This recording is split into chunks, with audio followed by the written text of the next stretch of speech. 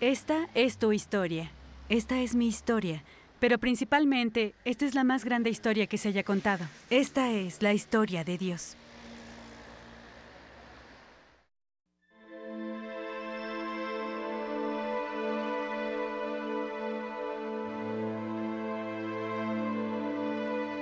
Roboán fue a Siquén porque todos los israelitas se habían reunido ahí para proclamarlo rey. De esto se enteró Jeroboán, hijo de Nabat, quien al huir del rey Salomón se había establecido en Egipto y aún vivía ahí. Cuando lo mandaron a buscar, él y toda la asamblea de Israel fueron a ver a Roboán y le dijeron: «Su padre nos impuso un yugo pesado. Alívienos usted del duro trabajo que él nos echó encima, así serviremos a su majestad». El rey Roboán consultó con los ancianos que en vida de su padre Salomón habían estado a su servicio. «¿Qué me aconsejan ustedes que le responda a este pueblo?», preguntó. Respondieron ellos: «Si su majestad se pone al servicio de este pueblo, es condescendiente con ellos y les responde con amabilidad, ellos le servirán para siempre».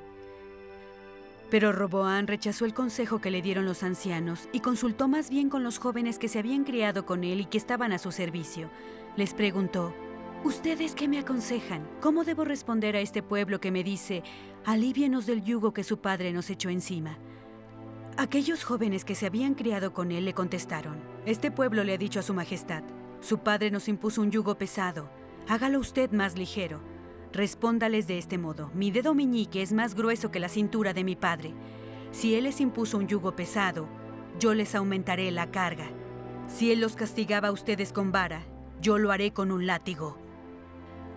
Cuando se dieron cuenta de que el rey no iba a hacerles caso, todos los israelitas exclamaron: «¿Qué parte tenemos con David?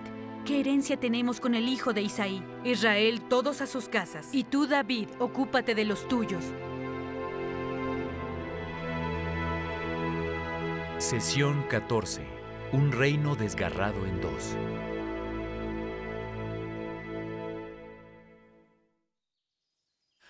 Cuando mi hijo Stephen estaba en el último año de la secundaria hace unos años, tomó una clase de crítica de cine.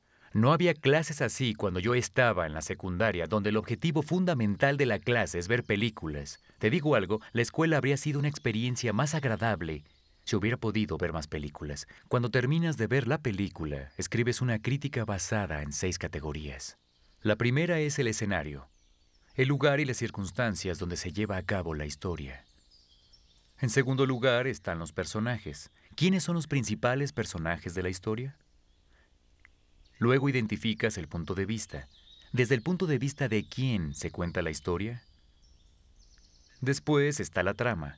Hay acciones que se desarrollan y generan el conflicto principal. Más tarde tenemos la resolución.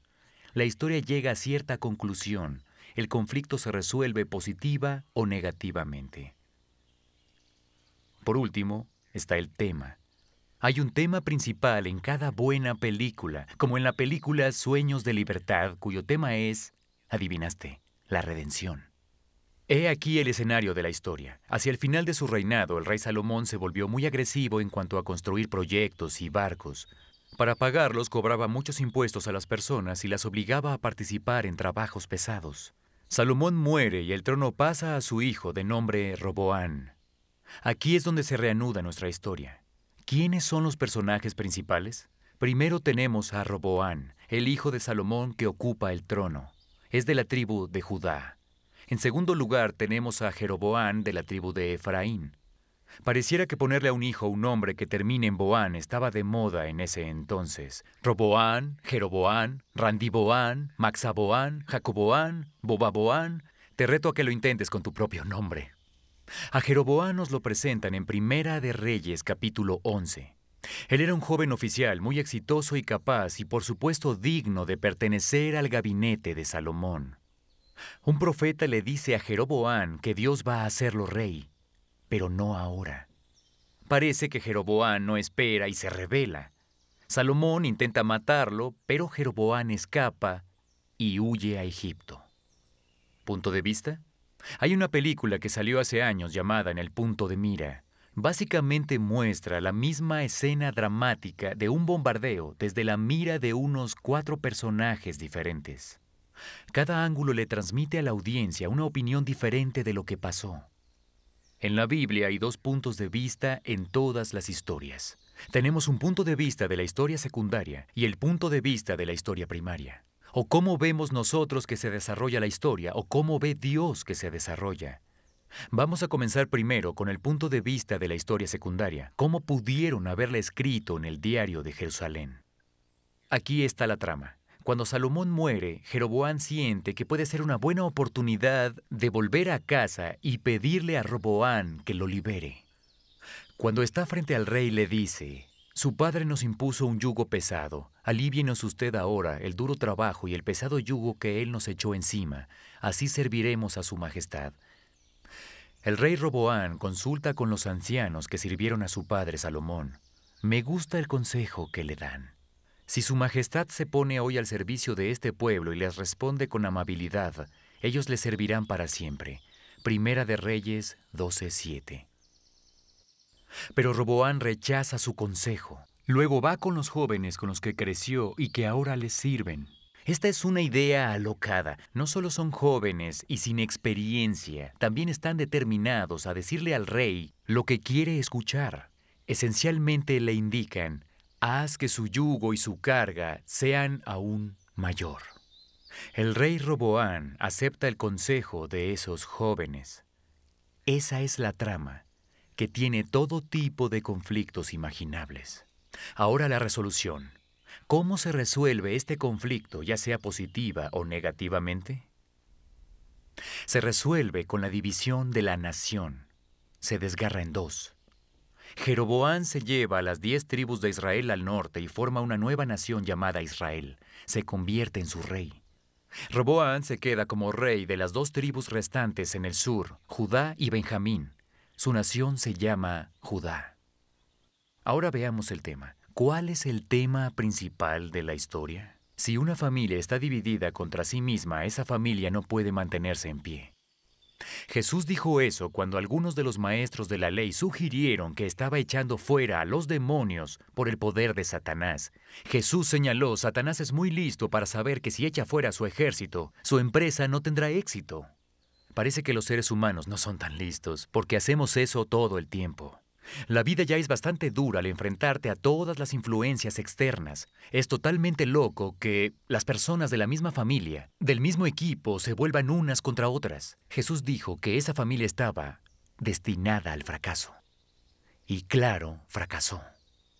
La que alguna vez fue la nación poderosa que Dios construyó de la nada, de la que hablaba todo el mundo, imparable en todos los sentidos, ahora ha sido debilitada severamente. No por un enemigo externo, sino desde adentro. Vemos que pasa lo mismo en nuestros días con nuestras familias, nuestros vecindarios, nuestras iglesias, nuestras ciudades y nuestra nación. Cuando estamos divididos entre nosotros, con el tiempo nos derrumbamos. Ese es el tema de la historia secundaria que debemos entender hoy. Pero si cambiamos el punto de vista, encontraremos más. Si lo observamos desde la perspectiva de Dios, vemos cómo se desarrolla la trama un poco diferente. Si observamos esta historia desde arriba, nos dicen que cuando Roboam decidió no escuchar a las personas, las cosas tomaron ese rumbo por voluntad del Señor. Después que Jeroboam organizó esta insurrección masiva y se volvió rey, nos enteramos que Roboam formó un ejército de 185,000 jóvenes para iniciar una guerra civil. Dios mandó este mensaje para detenerlos en seco. No vayan a luchar contra sus hermanos los israelitas. Regrese cada uno a su casa porque es mi voluntad que esto haya sucedido. Desde la historia secundaria parece que la causa del conflicto fue la decisión de Roboam de escuchar a los consejeros jóvenes e ignorar las necesidades de las personas a quienes servía. Dios seguramente usó ese acontecimiento humano, pero la causa principal fue Dios mismo. Y eso nos lleva a un tema mucho más grande. Si una familia está dividida contra Dios, no puede mantenerse en pie. Dios tomó esa decisión cuando Salomón aún era rey. Salomón dejó que sus muchas mujeres extranjeras lo alejaran de adorar solo a Dios. Dejó que su corazón siguiera y adorara a otros dioses. Aquí está lo que aprendemos al final del último capítulo de la historia. Entonces el Señor, Dios de Israel, se enojó con Salomón porque su corazón se había apartado de él. a pesar de que en 2 ocasiones se le había aparecido para prohibirle que siguiera a otros dioses. Como Salomón no había cumplido esa orden, el Señor le dijo: «Ya que procedes de este modo, y no has cumplido con mi pacto, ni con los decretos que te he ordenado, puedes estar seguro de que te quitaré el reino, y se lo daré a uno de tus siervos». No obstante, por consideración a tu padre David, no lo haré mientras tú vivas, sino que lo arrancaré de la mano de tu hijo, y a éste, también por consideración a mi siervo David y a Jerusalén, no le quitaré todo el reino, sino que le dejaré una sola tribu, la cual ya he escogido. Primera de Reyes 11, 9, 13. Dios ha sido más paciente con Israel. Él estuvo haciendo su parte a la perfección, bendiciéndolos, expandiendo su territorio, y la lista sigue. Pero Israel falló al hacer su parte. Salomón distorsionó tanto la adoración de Israel a Dios al adorar a otros dioses que nadie le daría el crédito por el crecimiento y la fuerza de esas comunidades increíbles al nombre del Señor. Israel estaba distorsionando del todo el plan de Dios en la historia primaria, para revelar su promesa, su presencia, su poder y su plan a fin de recuperarnos. El debilitamiento severo de la nación de Israel al dividirse en 2 tendría sentido para los extranjeros cuando vieran los hechos. Siempre que Israel era completamente devoto a Dios, prosperaban. Pero cuando dividían sus lealtades con otros dioses o intereses, se debilitaban. Conforme la película se acerca al final, sabemos que habrá una secuela. Como en la famosa trilogía del Señor de los Anillos, sabemos que hay más en la historia. Pero por ahora los créditos comienzan a aparecer. Podemos levantarnos y dirigirnos al auto, o podemos quedarnos sentados un momento y reflexionar en el poder de ambos temas en nuestras vidas. En la historia secundaria, una familia dividida contra sí misma no puede mantenerse en pie. Tenemos que hacer nuestra parte para asegurarnos de que esto no esté pasando en nuestro hogar, en nuestra iglesia o en nuestra nación. En la historia primaria, una familia dividida contra Dios no prosperará. Para experimentar las bendiciones completas de Dios, para asegurarnos de que todo funcione bien en nuestras vidas, debemos amar a Dios por sobre todo y alinear nuestras vidas con su plan de la historia primaria. Antes de levantarnos y tirar la bolsa vacía que contenía las rosetas de maíz y buscar nuestras llaves y abordar nuestro auto, necesitamos elevar esta oración a Dios. Gracias por tu provisión para mi vida. Hoy te doy toda mi devoción. No quiero tener división en mi historia secundaria ni contigo en la historia primaria. Dame la fuerza para cumplir bien esa promesa. Amén. Discusión del DVD. Por favor, ve a la página 93 de tu guía del alumno y discute el video que acabas de ver.